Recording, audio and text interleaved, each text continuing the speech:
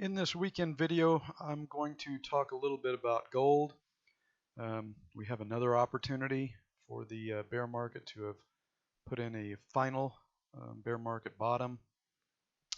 The first thing I'm going to point out is this obvious support zone here. That it was the top of the C wave in 2008, and then it had to gold tag this several times before it finally broke out in 09, and we started this big C wave move up to the top in 2011 at a little over $1,900. And then we started a bear market, although I do still believe that this is somewhat of an artificial bear market. I'll explain why in a little bit. But everybody is watching the support zone here between 1,000 and 1,033.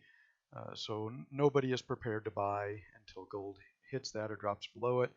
And virtually every gold analyst in the world is calling for sub $1,000 gold.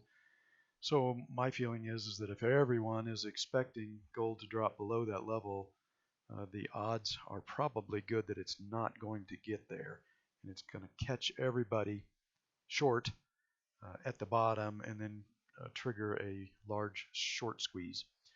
Something similar happened at this 2011 top right here. If you remember, everybody was long, everybody was looking for gold to hit that magic 2,000 number, and then it came up a little short, caught everybody by surprise, and then triggered this big sell-off as everybody had to head for the door at the same time. Everybody got caught long. So I suspect something similar is going to happen when we get this final bear market bottom. Now the next thing I want to point out is that the bear market bottom, whenever it does occur, maybe it occurred here, maybe it's going to extend out into next year, who knows at this point, but I will point this out, that a bear market bottom must occur at a yearly cycle low. And for the last 3 years, that yearly cycle low, you can see here's one right here, occurred at the very tail end of the year and early in the winter, late in the fall. So here was our yearly cycle low in 2013, and then we got it last year in November, and then this year, because gold did drop below this July low, that and I originally thought that this might turn out to be the yearly cycle low and a final bear market bottom, but since gold has dropped below that, that means that we are getting the yearly cycle low right now, which lines up well with the last 2 yearly cycle lows.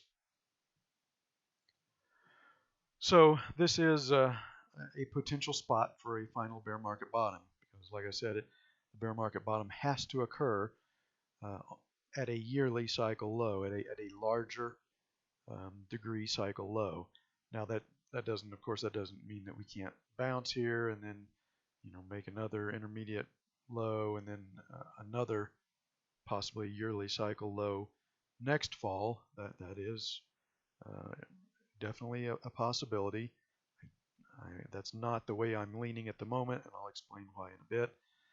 There's also a chance that the yearly cycle low could migrate into the summer, and we get a bounce here, and then we roll over and we make another lower low. Say perhaps we test 1,000 sometime in well, if we're putting in a major intermediate cycle low now, then the next one would come due in about 20 weeks, so that would be somewhere around April or May. So that there is a possibility that the yearly cycle low could migrate from the end of the year into the summer of 2016, and that would be our final bear market bottom. But again, I'm not leaning towards that being the case. I think the final bear market low is going to either come right now, we put it in today or Friday, or we're going to extend out and make it in the fall of 2016. Now, before I continue talking about gold, I just want to show an example here. When markets are manipulated and forced to do what they're not meant to do, it will more often than not result at some point in a dislocation as the natural forces of the market take control back and then push the market in the direction that nature wants it to go.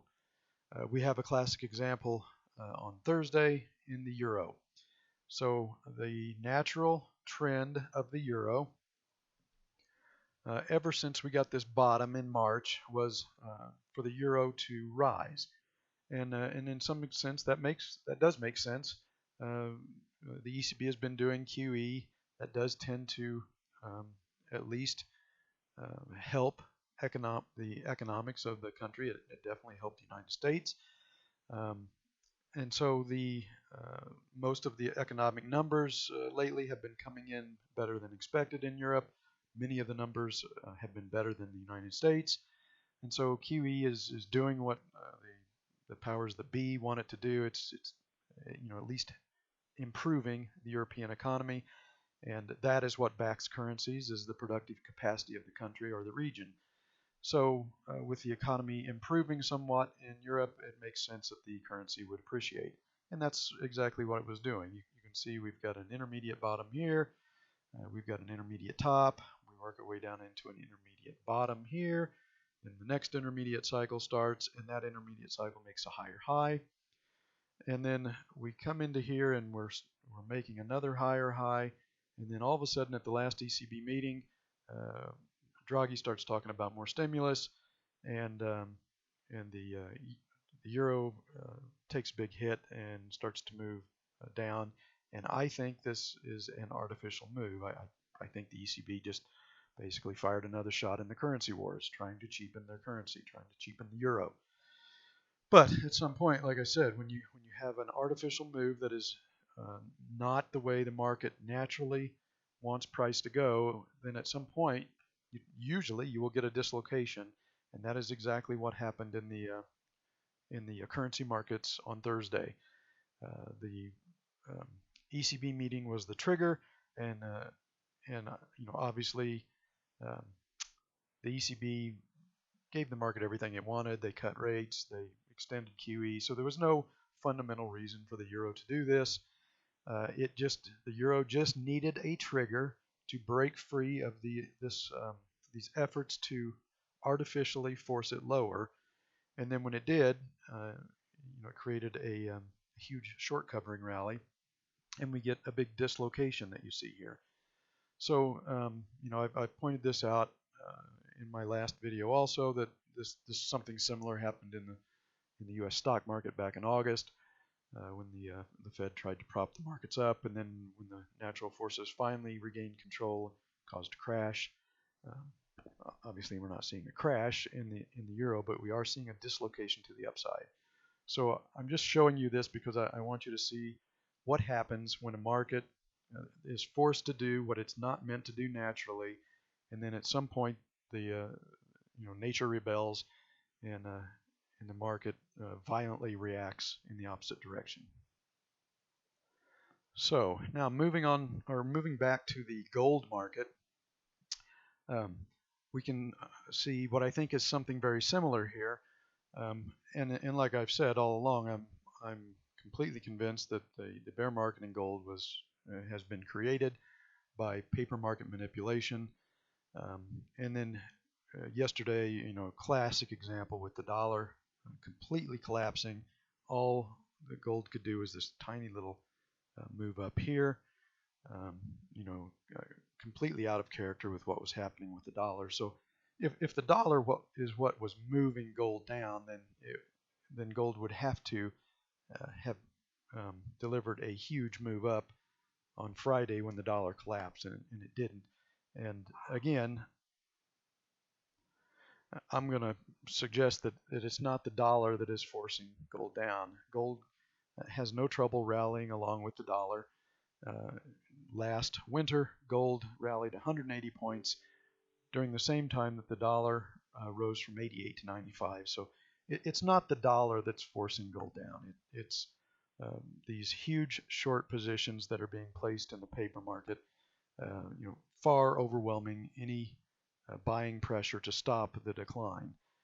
And so anyway, yesterday we get the big collapse in the dollar, and we get this tiny little move in gold. Obviously, powers be still trying to hold gold down. But then Friday, with the dollar up, all of a sudden gold dislocates to the upside. And now I'm going to show you something here on this gold chart, something that has not happened. It's never happened during this bear market, and I'm not sure if it's ever happened in the last 15 years. Okay, so what we're looking at here is the Fibonacci retracements from the top of this intermediate cycle to the bottom. And you can see on day one, the correct way to count a cycle is the lowest day is counted as the last day of the cycle. So this Thursday would have been the bottom of this daily cycle, which was a very unnatural cycle to begin with, also suggesting an artificial component to the move. This was over 40 days long, and a natural cycle should only last 28 to 35 days. So anyway, this is day one of a new daily cycle, and I suspect this will also turn out to be the yearly cycle low. But here's something that has never happened before. On day one of a new daily and intermediate cycle, gold has already retraced past the 23% Fibonacci level, which comes in at about, I believe it's about 1079, and is already very close to retracing 38 to the 38% Fibonacci level. And this daily cycle has only just started. Like I said, Friday was day one. We have never seen a rally of that aggressive out of a daily or an intermediate or a yearly cycle low on day one. So that makes me think that what we are seeing here is something very similar to what happened in the euro on Thursday, and we are getting a dislocation in the gold market as price tries to break free of the manipulation that has been forcing it in the unnatural direction going down. Supply and demand should be pushing gold up, but since position limits are not honored in the futures market, these big players, they can just sell as many contracts as they want, however many it takes to push gold down. But and this is exactly what we should see if that is what is happening. If this market is being artificially suppressed, then at some point we should see a dislocation to the upside as nature regains control and price starts to go back in the direction that it's naturally meant to go. So this big move on Friday has me thinking that we may be seeing a final bear market bottom. And now I'm looking at a chart of the mining index, the HUI, and while I obviously did not get the final bear market bottom correct in gold, because gold did make a lower low recently, yesterday, but in the miners, we do have what appears to be a final bear market bottom here in September. And so in that regard, I may have actually gotten it pretty close in the miners, but I missed it in gold. Gold did make a lower low. And here again, we've got a very aggressive move higher, and we've also got a big divergence in the miners. Let me put up another chart here for you. Okay, so here you can clearly see that that as gold continued lower over the last 2.5 weeks into this final low, that the mining stocks were not following gold lower, and so consequently on day one for gold, the mining indexes are already 18% above their low from a couple of weeks ago, and that also makes me think that this may turn out to be not just an intermediate cycle low that's going to rally for most of the time they last 6 to 10 weeks and then top, roll over, and head back down. But this is acting a little different than the other intermediate bottoms, previously. So this may turn out to be a final bear market bottom in the mining indexes. And as you can see, we're only on day one in gold of a brand new, what I suspect will be a brand new intermediate cycle, and already the mining stocks are almost halfway to recovering this entire drop into the intermediate cycle low. So if we've got another conservatively, if we say this is just going to be a bear market rally, and we've got 8 to 10 weeks to go, then these mining stocks have a lot of time here to uh, reach this high and exceed this high during this intermediate cycle, and that's something that has not happened in this bear market, and it would be a strong signal that the bear market is possibly over. So I'm going to cover this obviously in a lot more depth in the weekend report that I'll have out Saturday morning. But this should get you started, and if you're interested in reading the rest of the analysis on the gold market and stocks and currencies, like I said, I'll have the weekend report out Saturday morning. All right, thank you.